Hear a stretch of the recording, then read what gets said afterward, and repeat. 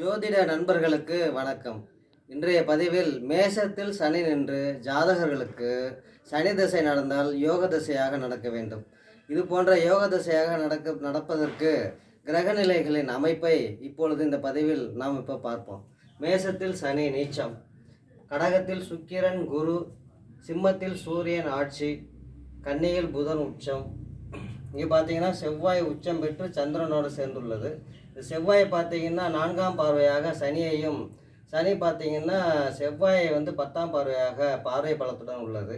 இது போன்ற கிரகநிலை அமைப்பில் பார்த்தீங்கன்னா செவ்வாய் சந்திரனோடும் சுக்கிரன் குரு 3 சுபர்களின் பார்வையில் இந்த செவ்வாய் அமர்ந்துள்ளதால் இந்த சனிக்கு வீடு கொடுத்த செவ்வாய் 3 சுபர்களின் பார்வை பலத்துடனும் சேர்க்கை பலத்துடன் இருப்பதால் இந்த சனி திசை அளப்பரிய நன்மையையும் யோகத்தையும் நிச்சயமாக செய்யும்.